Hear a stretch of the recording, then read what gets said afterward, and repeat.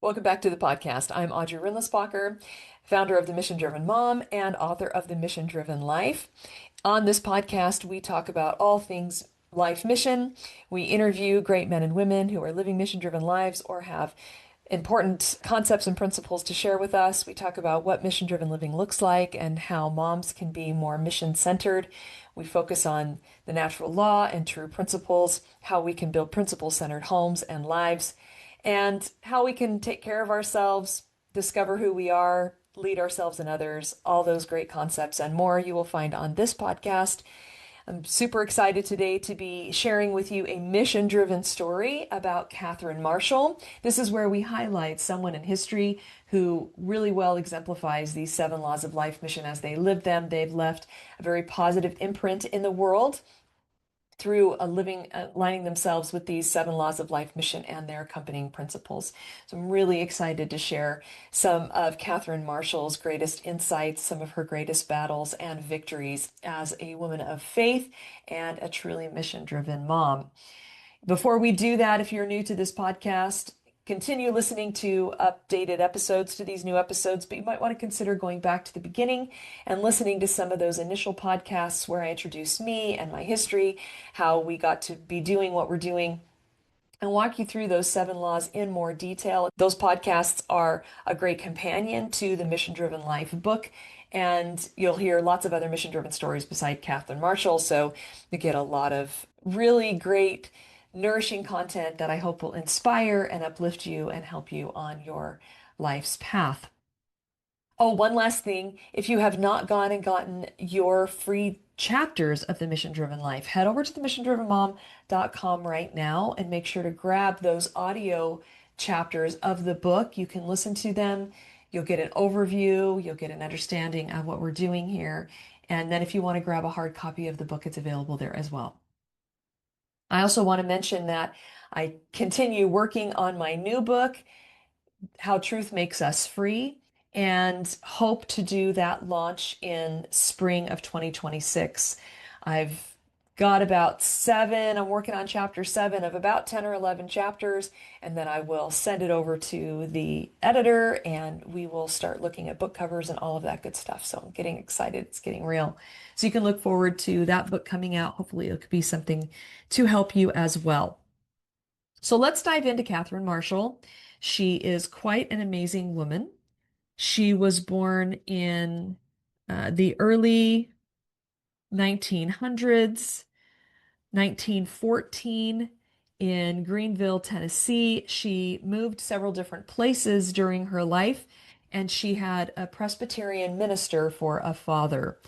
She never had much money. They struggled pretty much all her life, but she has some beautiful tributes to her mother, especially, who did some pretty amazing things. She says that her mother, Leonora, was born in 1891 and raised in North Carolina. And when she was 18, she volunteered to be a teacher for Dr. Edward O. Garrett's mission, which was located in the Great Smoky Mountains of East Tennessee.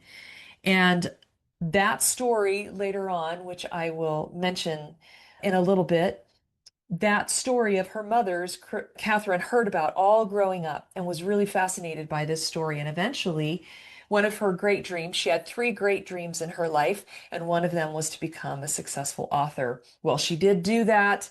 And Christie, I think, is the pinnacle of all of her writing. It's my very favorite book, one of my favorite books in the world, but definitely my favorite book by Catherine Marshall. And it is the story of her mother and the work that she did among the Appalachian people, actually in the Great Smoky Mountains. In the book, it's the Appalachian people. So she met her husband there actually when she was doing this service work. Her mother was very mission driven, parents very mission driven, and so that was modeled for her. When she was a young girl, about 9 or 10 years old, she gave her life to Jesus, and after that tried to be a good Christian girl.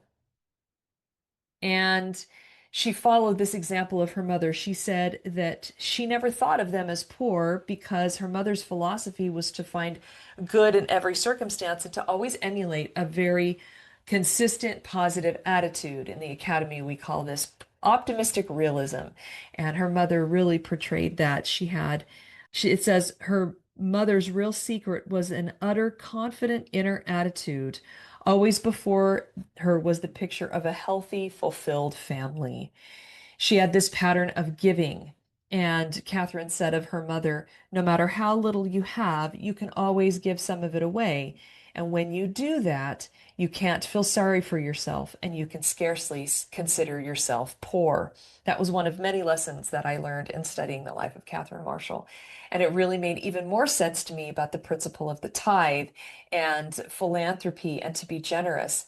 It not only helps and I always knew it not only helps the person that we give to, but it also helps us in a myriad of ways. And I never thought about how it helps us to feel more affluent, to feel like we have enough for ourselves and to share, and helps us stay out of self-pity and to have an attitude of gratitude because we do have enough and we can share. And it's a constant reminder before us too of those who have less than us. So this is a really, really beautiful principle that her mother taught her.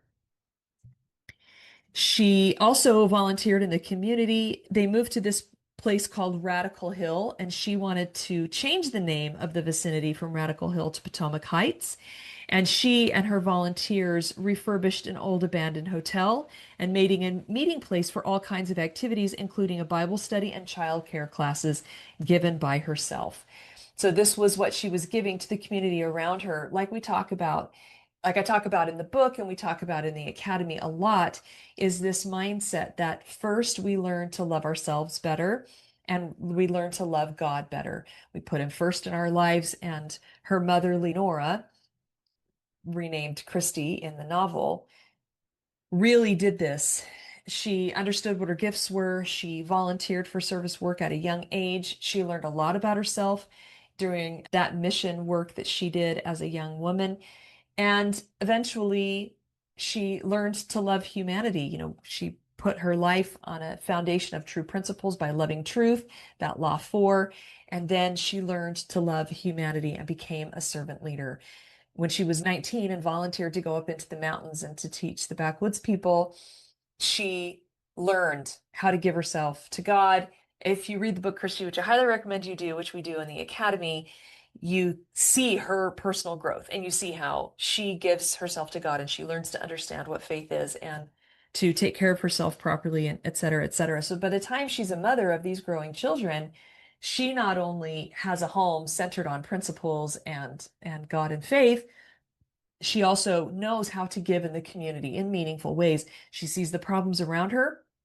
And like I say in the book, she offers principled solutions to real world problems. These were real world problems. Probably you and I would both rather live in a place called Potomac Heights than Radical Hill. And she builds this community center and it becomes this hub. Now, eventually, this welfare board that was helping her to run this work had to come to her and say there weren't enough funds to even pay her to do it. She didn't mind. She continued doing it for free. And through Leonora's inspiration, the work continued and the community was renewed. So beautiful. So by the time Catherine Marshall was 12, 13, 14, she had a pretty clear vision of her future, of the kind of woman she wanted to become and what she wanted her life to look like. Her first, most cherished goal, like I said before, was to become an author. And she wasn't sure what she was going to write, but she knew she loved to write, and that felt like the right calling or vocation for her. And she also really wanted to attend Agnes Scott College. I really relate to her for a lot of reasons, but also because I'm right in the throes of a child who has a college.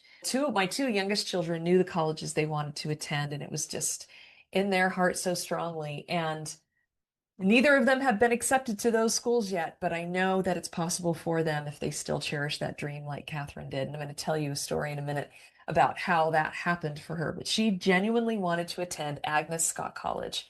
For whatever reason, that was just on her heart and really important to her. And she also wanted to marry a really wonderful man and have a family. So she had cherished these dreams. She'd gone through high school and she had done the work to get herself accepted to Agnes Scott College. but it was expensive. It was at least more expensive than her family could afford. And as college drew close, she became more and more discouraged that she wasn't going to have the money to pay for it. And of course, this is at a time in history when there weren't just government grants being handed out to people. If you wanted a college education, you had to come up with the money. And I do think that helped build character for a lot of people where that was required. But she was hundreds of dollars short. And so one night, her mother came to her room and found her weeping because she was just so discouraged that this dream was never going to come true for her and she was never going to be able to attend this college. So this is what her mother said to her. Catherine, I know it's right for you to go to college. Every problem has a solution. Let's ask God to tell us how to bring this dream to reality. And what took place was truly life-changing for Catherine. So right then and there, her mother encouraged them both to kneel and pray. And I don't know if they said vocal prayers together first, but as the kind of the clock ticked, they were there on their knees and eventually saying individual quiet prayers. And one of the ways that Catherine described it was that her mother was admitting her to the inner sanctum of her prayer closet. So they're there, they're praying, and Catherine's really trying to have a spiritual experience and to connect with God. And she said that, this is from her journal, that as she prayed, as time went on, as they continued to pray for I don't know how long, finally, she said, the truth then struck me. For most of my life, I had been selfish. I had been working towards selfish purposes. I had given so little of myself to God. I had not really taken much part in Mother's work to transform Radical Hill to Potomac Heights, and with a sinking heart, I remembered all the times I had seen members of the church coming up the front walk, and I would flee up the back stairs to my room where I could be alone to read and not have to give myself to others in the sharing of their problems.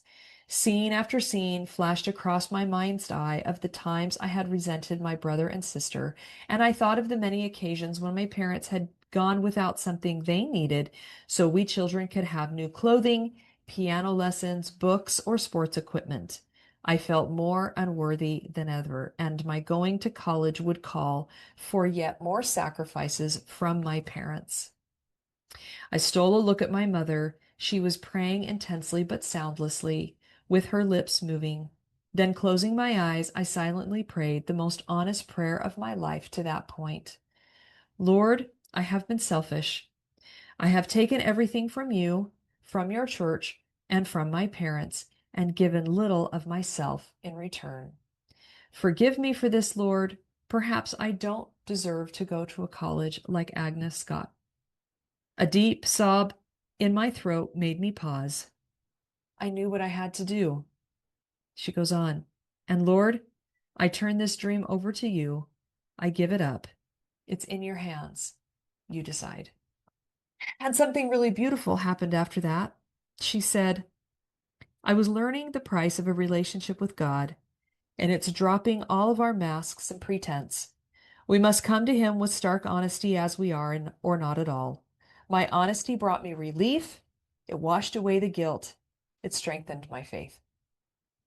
And I have to say, from a personal standpoint, I have had this experience many times, even again recently, when I have wanted certain problems or certain personal issues that I was experiencing to go away, when I wanted to feel differently about myself and other people, I've had to go through my own self-evaluation.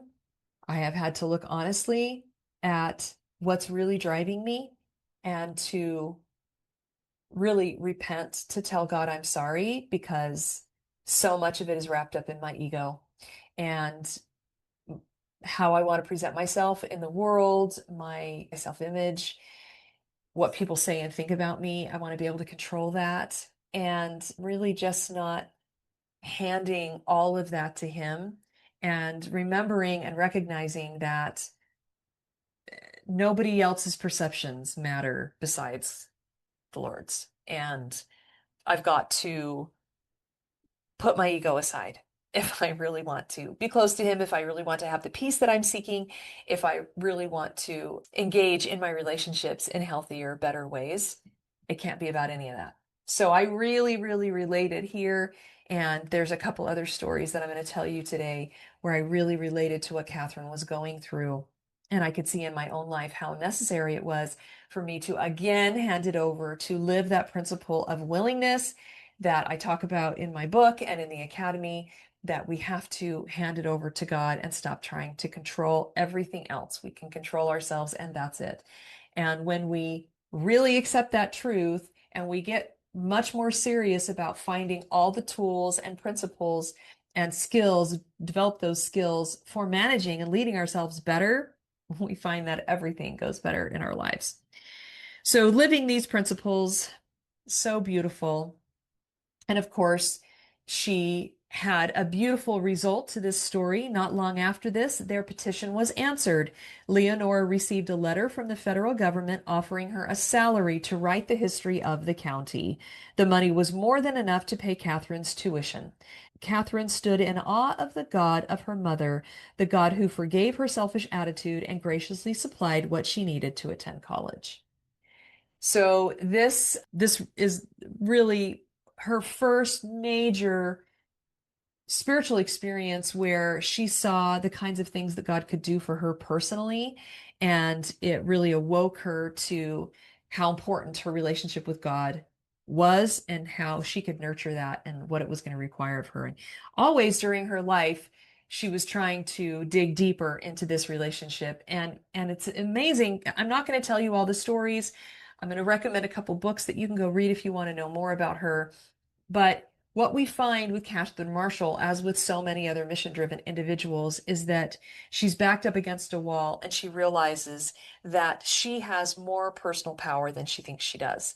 And that much of that power lies in giving herself up to God, giving herself up to principles, to truths that she's been ignoring or denying.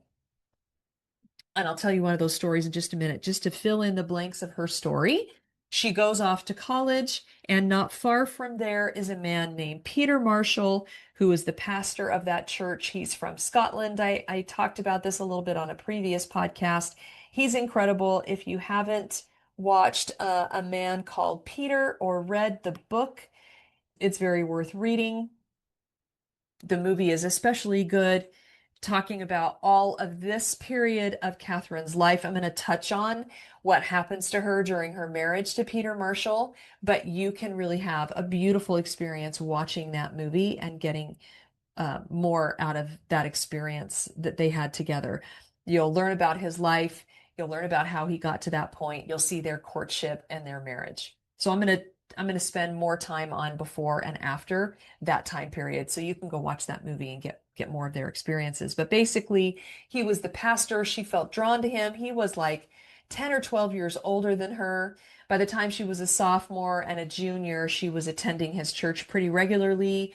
She was noticing him, he was noticing her, but he was incredibly busy as a pastor, traveling and speaking, having a lot of success. He had been an immigrant, I think from Scotland, like I said, and was called to this ministry. He had had his life miraculously saved. Really, really cool things had happened to Peter Marshall. And he kind of dated her a little bit, but then she wouldn't hear from him for long periods of time. And so then she just thought he wasn't interested and she tried to get over him and she'd be mad at him. Eventually they connected, and after she graduated from college, they were married. They had a very, very united, beautiful relationship. And he was very good to her. She was very good to him. He took her feelings and thoughts into account all the time. Even though she was younger, he would try to respect her wishes and involve her in their decisions. And so they felt very unified. They were only ever able to have one child together, a son who was named for his father. And there was a really incredible experience that Catherine had after Peter Jr. was 2 or 3 years old, I think, and she became really, really ill with tuberculosis, I think it was, and languished for 2 or 3 years. She tried everything She had a whole incredible, like, spiritual journey. She was in bed most of that time and wasn't getting better. And she went through these spiritual steps of drawing closer to God and trying to get herself to that point. Really, this is what so happens so often. I tell this a lot. Really getting herself to that point where she was willing to let God's will be done. And there were multiple times in her life where that theme just rang so loudly. If you want to understand that principle better, again, read some of these books, listen to the mission driven stories that I share here, learn about it in my book. And if you really want to dive deep, you can join us in the academy. But she goes through this whole experience, again, beautifully exemplified in the movie, where she eventually gives it to God and just says, I will be an invalid all my life if that's your will. And it's at that point that she turns a corner. She begins to heal. And within 6 months, she's up and about. And really, really a beautiful story. So a couple years after that, I think just 2 or 3 years later, Peter, her husband, had been having heart issues, and eventually he had a heart attack, and then he left and he was doing much better, and then he died pretty suddenly in his mid 40s.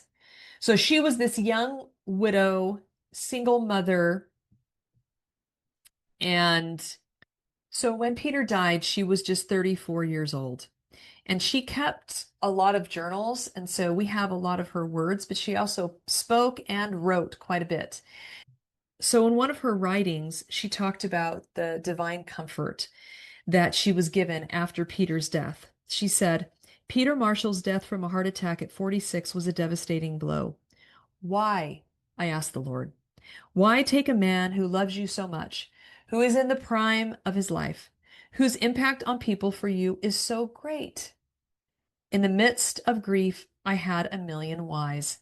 Not one of them was answered. Instead, into my anguished emotions, there crept one morning a strange, all-pervading peace. Through and around me flowed love as I had never before experienced it. It was as if someone who loved me very much were wrapping me round and around with his infinite care and protection. I knelt there marveling at what was happening. I had done nothing, said nothing to bring it about. I understood no more than before the reason for my young husband's death. I only knew that in some way, that transcendent reason, it was deeply and eternally all right. So she had this beautiful experience after he died, and that gave her a lot of peace, but then she was left to raise their son on her own. She did begin to struggle financially, and she did begin to share out things about Peter's life. And eventually that led to her writing A Man Called Peter. The book was an instant, I think it was, I don't know if it was a #1 New York Times bestseller, but it was a New York Times bestseller. She was an instant success as a writer. And then almost immediately it was made into that 1955 movie that I've been talking about, which I think you can stream on YouTube or somewhere else, maybe even for free. That brought in revenue. That brought a lot of peace of mind. It also was beautiful that now she actually really was doing the writing that she'd always wanted to do and having success at that. And that helped her have financial peace and some of the success. And so she started doing daily devotionals with God and spending time with him.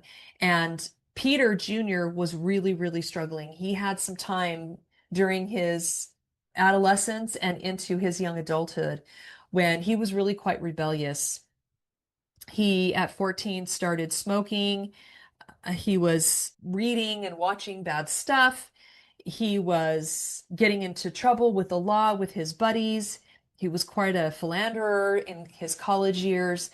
And she didn't know all the time how to help him. And it was, having had a father who was so religious and spiritually stalwart, Peter didn't deal that well with it. And Catherine and Peter Jr. struggled to connect after Peter's death.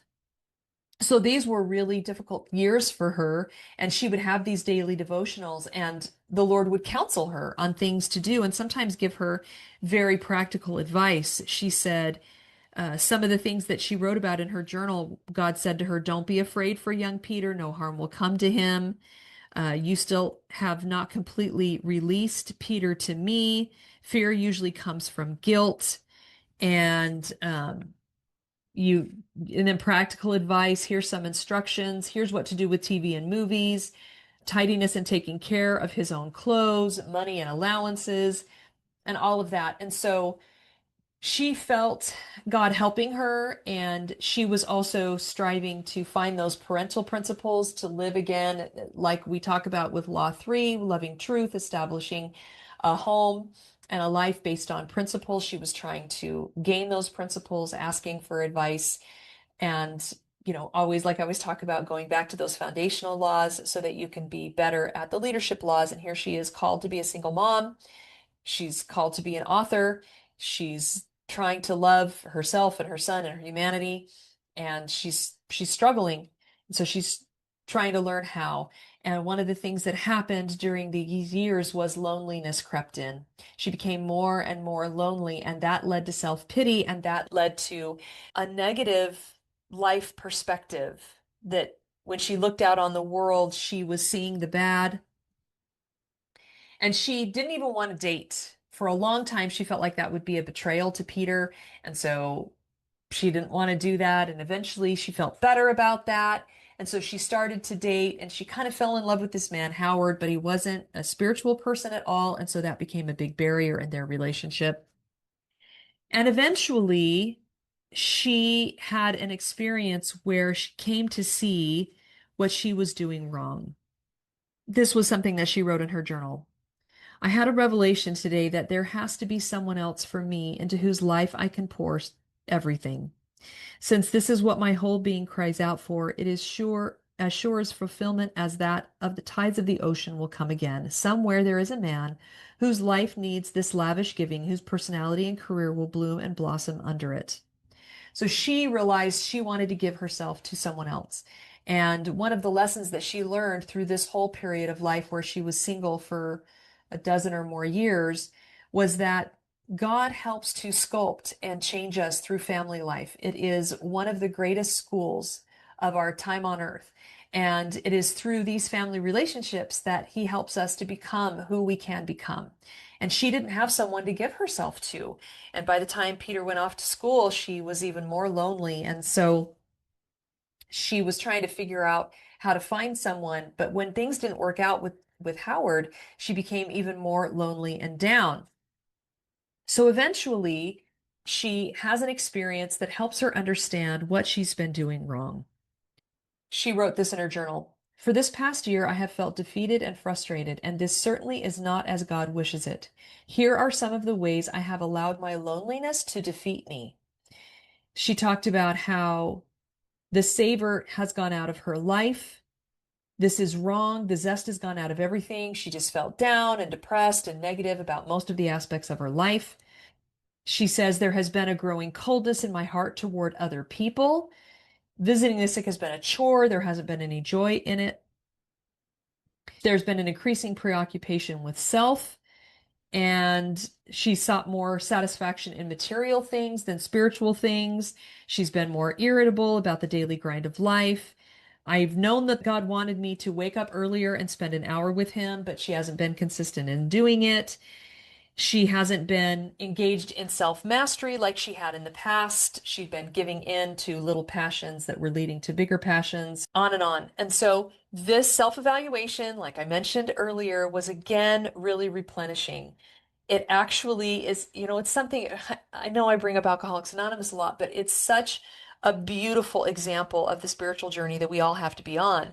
And for those alcoholics, it's the daily inventory. It's staying out of self-pity. It's forgiving instead of resenting. And it's recognizing that we see this self-evaluation as something painful and difficult. And as moms, we think that if we're really honest with ourselves, we're going to feel even more depleted and bad about ourselves and worse than we did before. But actually, it's so liberating because when we do it in an honest way, not in a self-pitying way, like, oh, I'm so subhuman, I could never be any different, life is awful, I can't change, but in a, wow, what have I been doing that's actually holding me back? What are my perceptions? What are my attitudes? What are my habits that are really keeping me stuck? And how then could I gain new skills and tools for being different? This is what Catherine beautifully demonstrates over and over and over again. And it's so renewing. It's so empowering. This is why we've built the Academy the way that we've built it, because some of the hardest work that we have to do is in this self-leadership component that we're talking about with Catherine. We need to engage in some self-care. We need to actually take care of ourselves better, meeting our real needs, which is how I like to talk about it. I mentioned that in the book. We do it in the Academy. And then some self-leadership, this kind of self-evaluation, this personal inventory that we take on an ongoing basis. And then the self-discovery that reminds us we are divinely fashioned. We are uniquely made. We do bring unique gifts and talents to the world, and we need to develop and use those. And so that cadence of those cycling through those 4 times in the Academy is very nutritive.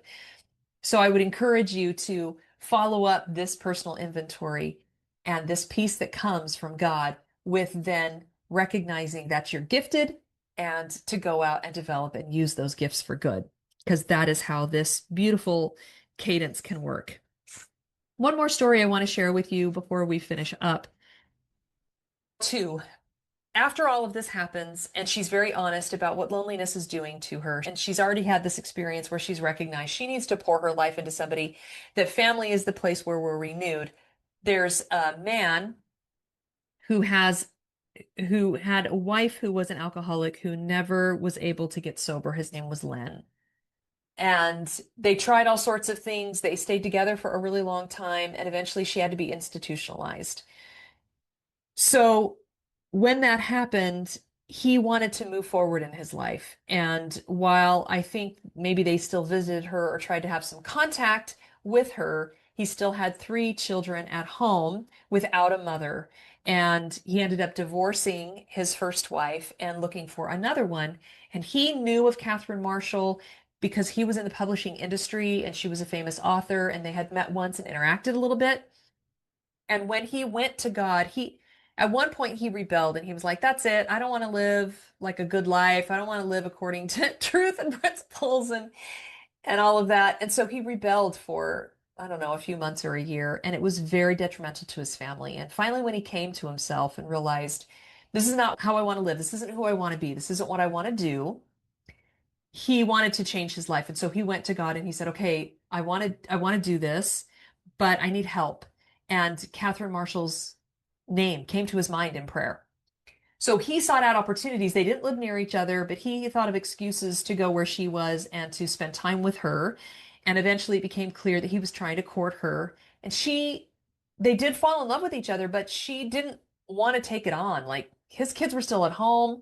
She was in her mid 40s. She was going to have to go back to kind of early motherhood. I think one of her children was under 10, and there were teenage kids, and this was going to be really, really rough. She didn't want to do it. But again, she went back to God. She was willing to accept his will in her life, and it ended up being a huge blessing for her and for them. She learned a lot of lessons. They grew, she grew. They eventually saw her as their mother, treated her as their mother, and beautiful things ensued. So the last story I want to tell you as we finish up this mission-driven life of Catherine Marshall, before we kind of again circle back to those 7 laws and some more ways in which she lived them, I want to tell you this one last story that exemplifies this mission-driven living. So her son Peter gets married, and it turns out that he and his wife have a combination in their genes that sets their children up for a really rare genetic disease. And it turns out that there's a 50% chance that their children would get this disease. And so they had a child that was healthy and normal, and then they had a child that was born, had this disease, and died within a few months. So by the time they got to their 3rd child, which was a little girl, they knew that this was a possibility. They got pregnant and had this baby, and she had this illness as well. Peter Jr., but especially Catherine Marshall, decided that they were going to somehow intervene and they were going to save the life of this baby, that God was going to produce a miracle, and that they were determined to help make that happen. That was what they wanted to have happen. And so Catherine Marshall did what she knew how to do. She was big on intercessory prayer. She had run intercessory prayer groups before. And so she called together like a dozen people that she knew that loved to do this work. And they came together, and for like a week, they prayed like all day long. And it was just incredible. They were doing everything medically, but then they were trying to do everything spiritually as well. I forgot to mention in the meantime, Peter Jr. had had his own conversion, had come back to God and Christianity, and was even actually a pastor and very happily married. So they had this little girl. She was really sick. Catherine decides that she's going to try to bring about a miracle and do everything she could possibly do. So she calls together this prayer group, and for a week they pray. And a lot of miracles came out of it. A lot of really beautiful things came of this intercessory prayer group. But in the end, the baby's life was not saved. She died a few months later. And this spun Catherine into a really deep depression, one of the worst of her life. Because again, something happened that she couldn't control, that she didn't want to have happen. And she thought that she had done everything right and that there was no reason for God to take this baby's life. And she thought that he was going to preserve the life for whatever reason, that was what she wanted. And that's what she thought was going to happen. And for months, she languished. She was just so depressed, so down, didn't leave the house, basically, didn't do much at all. And eventually, Len couldn't break through to her. He couldn't make a difference for her. And so finally, several months have gone by, and a couple of her friends come to see her. And they've come to confront her. She's been in seclusion, battling depression for months, sickened from sleeplessness and anxiety. So her friends come to her.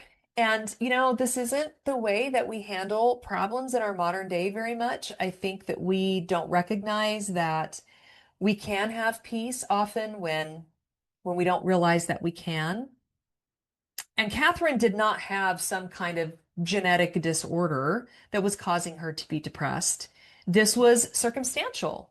She was sick and anxious and sleepless and depressed because this baby had died, which, we all go through a normal grieving process. That was understandable. And her friends let her experience that grief for a period of months. And then it had gone on for long enough that they felt that it was time to try to intervene and to call her to account, really. And they asked her about her anger toward God. And she contended that she wasn't angry with God because she knew that would do no good. And then they told her that God wanted her to stop wallowing in self-pity, to confess this sin of rebellion, and to repent. So pretty intense. Now, there's nothing wrong. There's a lot of good that can come, obviously, from seeking professional help, from trying medications and all of those things.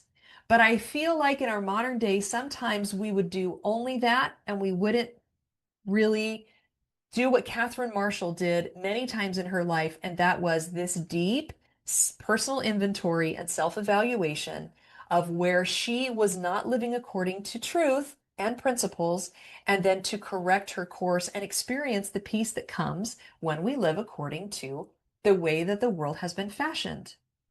She came to see, well, here I'm going to walk you through in the last couple minutes, basically kind of how she saw this. She explained to her friends that confession and repentance hadn't helped, that she'd already tried that. I've already done this again and again. I honestly have. It's the complete lack of response that confounds me. I've never, ever lived in this kind of vacuum before. I talk, I pray, nothing. For most of my life, I felt God's presence and heard his voice and received thoughts that I knew came from him. No more. He's gone out of my life. I know I terribly offended him last August. I guess I offended almost everybody. But I was so totally caught up in the Amy Catherine battle, that's the name of the baby girl. It was all out warfare, nothing ever like it. So one of the things that she had to come to realize through this experience was that she had been acting on what was her will, not necessarily what was God's will. She hadn't really gotten clear on what God would have done. She said, I've always tried to be 100% in everything I do and always before. God honored my efforts. Why not this time? And then it's so crazy, but I want to share it with you because it's been really, really helpful for me. There have been some things that have been dragging on in my life and kind of pulling me down for a very long time. And I've gotten better and better. I've used those tools that we talk about in the academy, and they've been extremely helpful to me to get me up, to help me have a successful day, to move on with my life, to not fall into deep depressions. But still, there's been like this lack of complete peace, this inability to really control my thoughts the way that I would want to, this inability to feel like it was completely over, like I was past it, like I had really moved on. And these stories about Catherine Marshall have been so insanely helpful for me.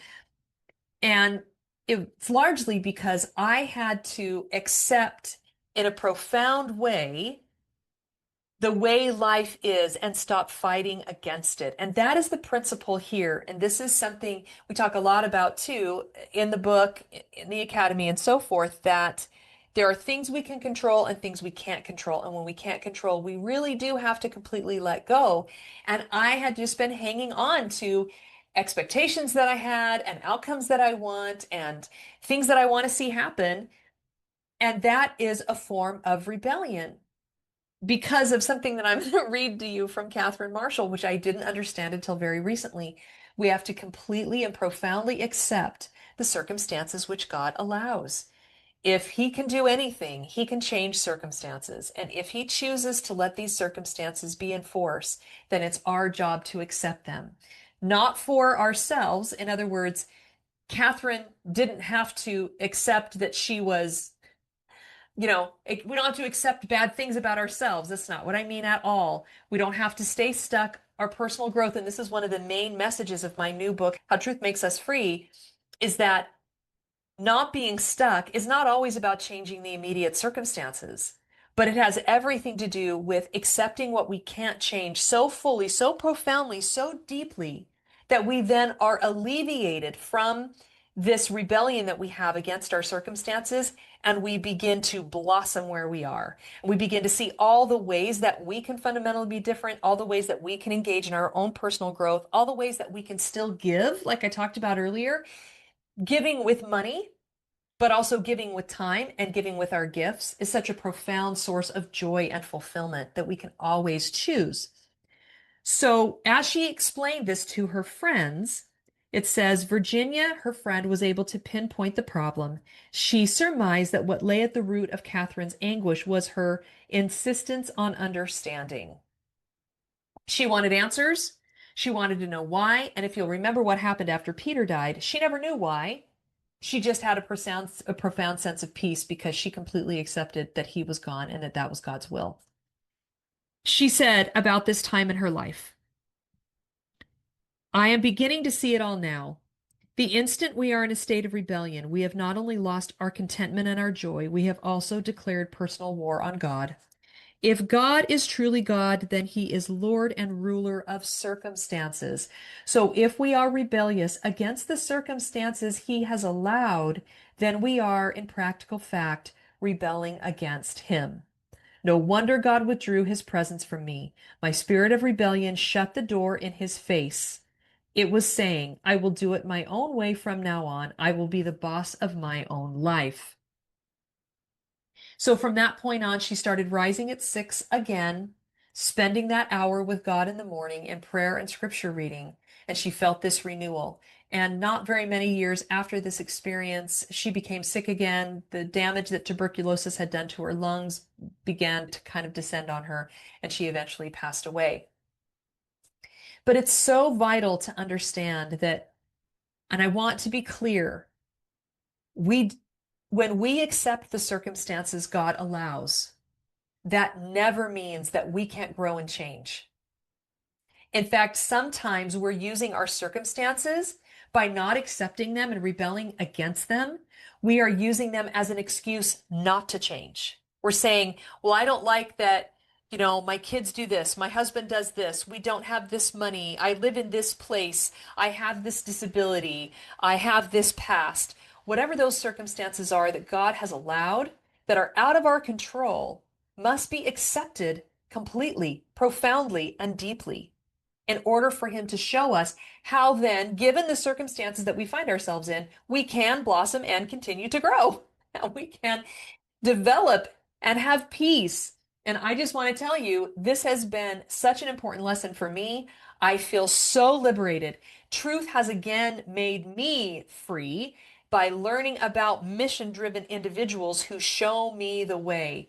Her willingness to do this personal inventory all throughout her life and to profoundly accept the circumstances which God allowed, and then to see how she could more fully live according to truth and understand the principles which govern human growth and potential, and then engage in those, step into a new marriage with a man, take up the next book she felt she needed to write, and keep working on it even when it was hard, to be more engaged in her community, to forgive, to overcome, to develop her gifts. So many gifts that she had, gifts with people, gifts in writing and speaking and prayer, intercession, so many gifts that she discovered and that she used for good. She was truly, truly a servant leader, hearing calls and stepping into them.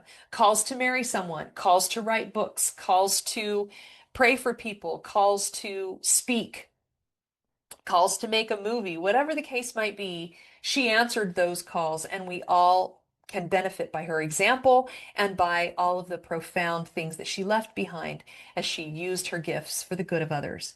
So she is such an incredible inspiration to me. I I just love her dearly. I hope that something that I've said today has lifted you. I hope that it has reinforced in your mind and in your heart some principle that you can begin to practice, and it has inspired you to be more vigilant in these 7 laws of life mission and to recognize how they can help you to have deeper meaning in your life, to chase your potential while bringing your family along with you, and to truly have a positive impact in the world through your unique gifts. You are divinely fashioned. God loves you dearly. He will use you if you are willing, and He will heal you if you will let His will be done in your life. So thank you for joining me today. I'm so grateful that we could spend this time together. I hope you have a wonderful week, and I will see you next time.